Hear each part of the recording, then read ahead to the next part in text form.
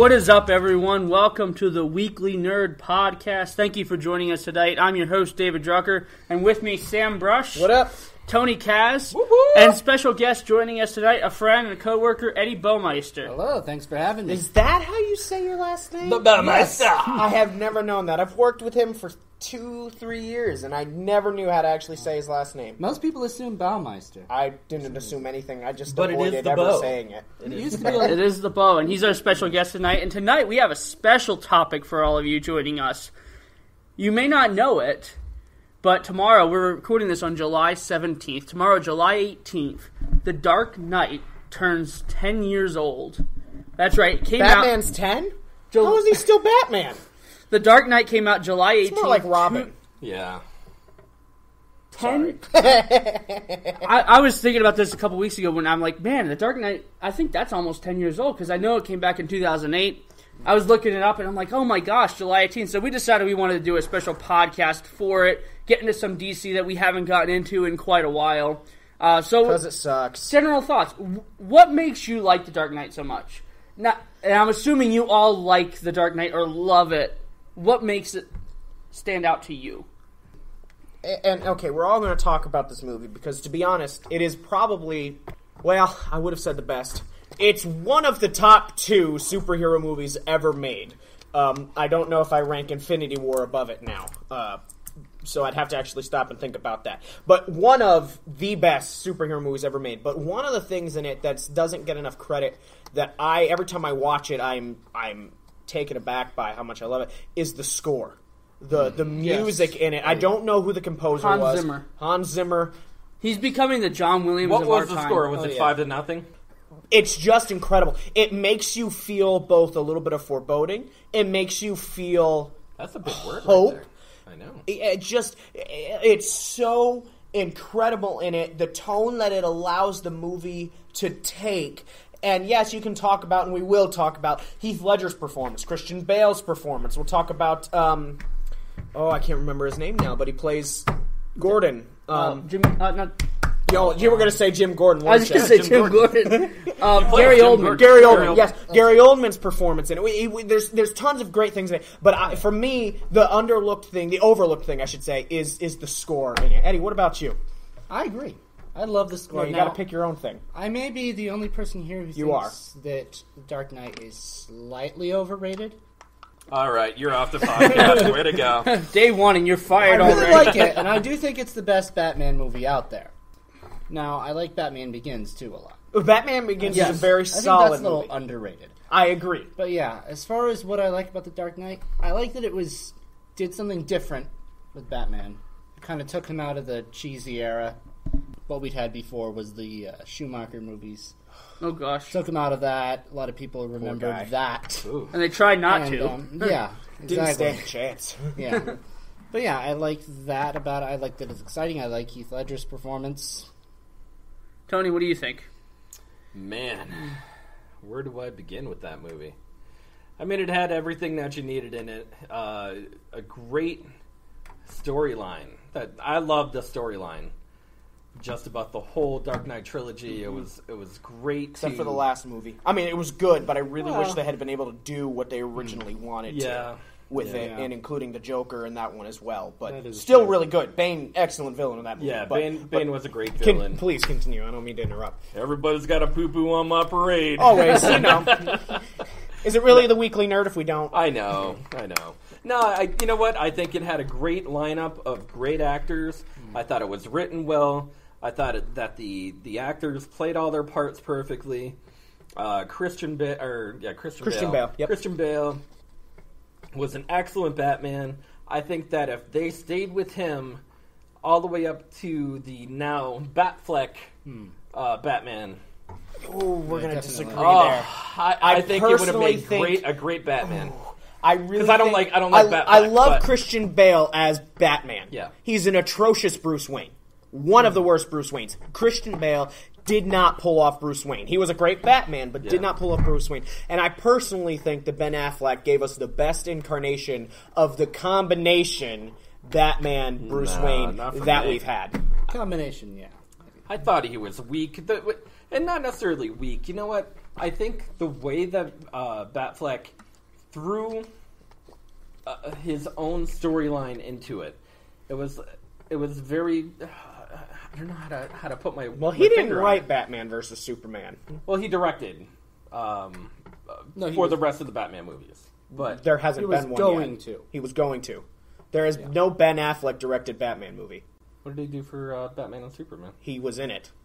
Yeah, Starred. and then he did. I don't believe so. He may have been one of like the producers. He may have been but, one of the like, pro- he's but- on yeah, a he he's did on something. a He did he's on a something for list. it. If he's one of the producers, he's on a list Yeah. of other people. I don't think the Batman in either of those two incarnations of the DCEU that we have are his fault. No, and If I if think they they had were gone written through with his horribly. solo movie and it was bad, Yeah. then yes, it would. That Batman would be his fault because he was supposed to direct that. Now he's backed out of that. And I just everything. don't like that incarnation, man. I don't like the way that it was written into the storyline. I thought that he was very cheesy. I thought that he wasn't. He's supposed to be a martial arts kick butt They dude. gave us the single best Batman fighting scene in all of cinema. In Batman versus Superman, you cannot deny that. That warehouse fighting fight. scene was incredible. You actually saw Batman with gadgets, with his martial arts moves, with everything, his intelligence. You mean the bat suit? It wasn't the bat suit. He was just He no. was with Superman. He No, was no, not in with the Superman. warehouse. No. In the actual warehouse when Oh. he's saving Martha from Martha. them. That was an incredible fighting scene. Well, He killed a bunch of people. Going but- back to The Dark Knight, I think my own thoughts. I think it was an incredible movie. And I think what made it stand out to me was definitely Heath Ledger's performance as the Joker, and we'll get into that in a second. I thought Joker was probably one of the best parts of the movie. He worked as a perfect foil to Batman. He's a guy who just does bad because he can and he wants to and he enjoys it. And to be honest, I kind of miss that in some superhero movies. Where you Sure. especially in Marvel, we talked about it a little bit last week, how you get so many sympathetic villains in these movies that they're trying to build that you need to care for them. Joker was just a bad guy to He's be just bad. the Joker. And Some men just want to watch the world burn. Alfred put it perfectly. I love that quote. I love the character, and I miss having villains like that who are just bad.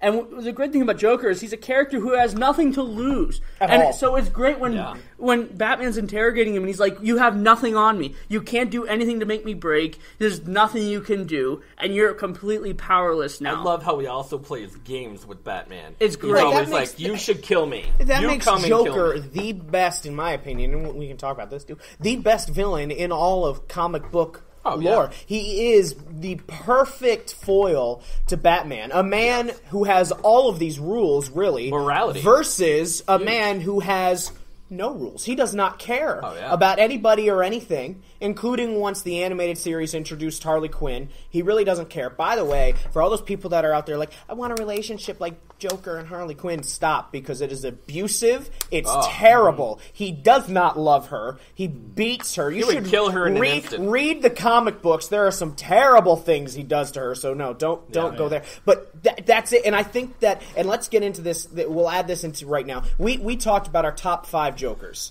and we gave Heath Ledger, obviously, and we all have our own list. But the 5 are Heath Ledger, Jared Leto, however you say his last name, Jack Nicholson, and then Mark Hamill as the animated series and the Arkham games. And I know there's one Arkham game that he does not voice the Joker in. I believe it's Origins, but I don't remember that for exactly. It's either Arkham, it's either Origins or City. But he does an incredible job in those. But they're two different Jokers. So, and I personally, I have Heath Ledger at the top of my list because yes, Mark Hamill, and I know a lot of people are going to be like, what about Hamill? He did an incredible job voice acting. Yeah, but he never But played he never the played character. the Joker. Yeah. Heath Ledger, I think, fully encapsulated what the Joker is supposed to be. It was great with like Ledger, and Ledger's my favorite. I didn't watch some of the animated series, and I love the Arkham games. I've seen people play them, but I never played them myself. I never played them a lot, so I don't know a lot with the Joker character in the game.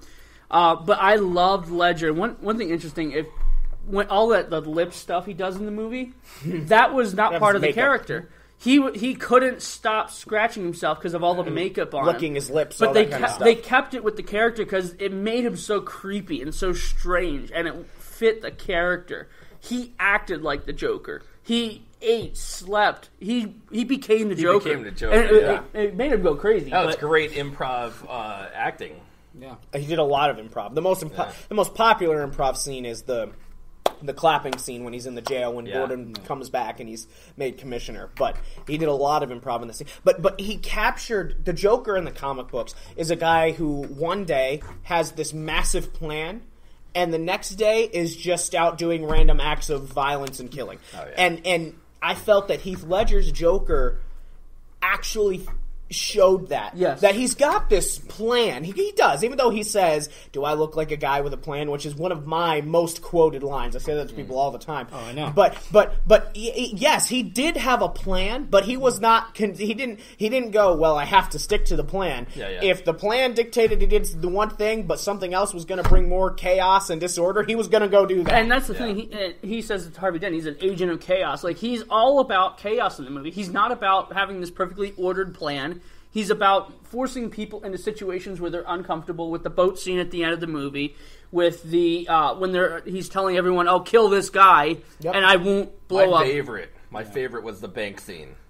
Yeah. Like right in the beginning. Yeah, that's great. And he has it all planned. Who's going to kill who? Who's killing who? Who do you tell who? And that's really before you knew he was the Joker. I don't want to say they hid the fact that the Joker was the Dark Knight's villain because they kind of teased it a little bit in Batman Begins. But they never actually fully said really who was going to be the villain of that movie. And you're like, okay, this is just another guy in a clown mask. And then I remember a couple of months before the release, they started releasing pictures of Harvey Dent and Harvey Two-Face. And you're going, they're going with Dent as the villain, which they kind of did, but for the most part, which I think it's another movie that did multiple villains really well. Which that's another problem. That because while there were multiple villains, there was only one main villain. Yes. Dent just was a side, but he was a side quest. Even then, he was a side quest. I also loved Harvey Dent's role in that movie, though. He's this white knight who can't do anything wrong, and the Joker's trying to prove to Batman, I can make him fall too. I can make anyone fall. And the whole movie, he's trying to get Batman to fall. He's trying to get Batman to break his rules and become Here's him. one problem I have with this movie. One plot hole that I've never been able to have actually explained away fully to me.